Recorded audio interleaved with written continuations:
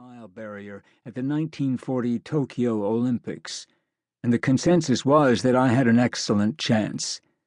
But World War II got in the way. I was heartbroken. I got a job at Lockheed Corporation in Burbank. During lunch, I'd watch one P-38 after another fly in and out of the company airfield.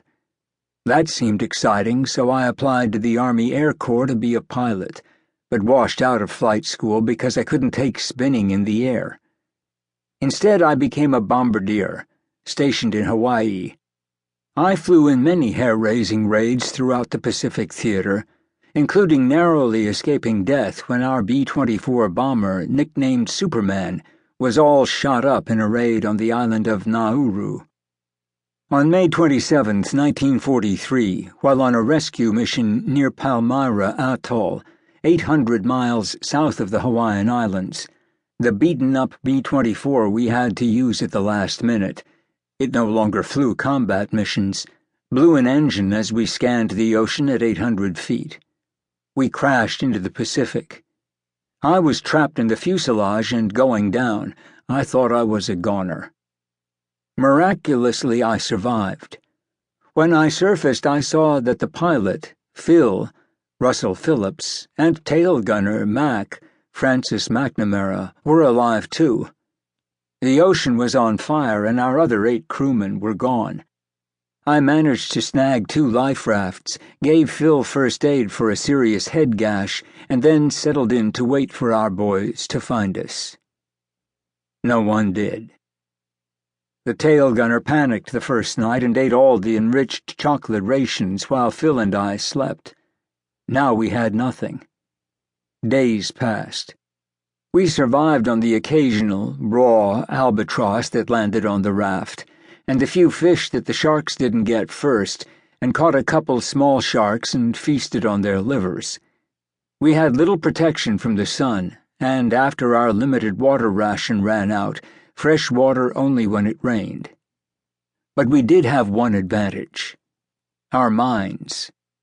Thanks to the mental discipline I'd developed as a world-class athlete, and the wisdom I'd absorbed from a wise physiology professor at USC, I was able to keep sharp and help Phil do the same. On the 27th day, we saw a plane. Rescue? No, a Japanese fighter. It strafed us again and again. We slipped into the water to avoid the bullets and kept an eye out for sharks and a fist ready to punch their snouts if they came too close. We escaped injury, but the rafts were riddled with holes and needed serious pumping and patching while the sharks circled. Then a great white shark began to hunt us. After 33 days, Mac died. We buried him at sea. Phil and I hung on. By then I had begun to do what everyone in a real or metaphorical foxhole does. I desperately asked God to intervene, saying, "I promise to seek you and serve you if you just let me live."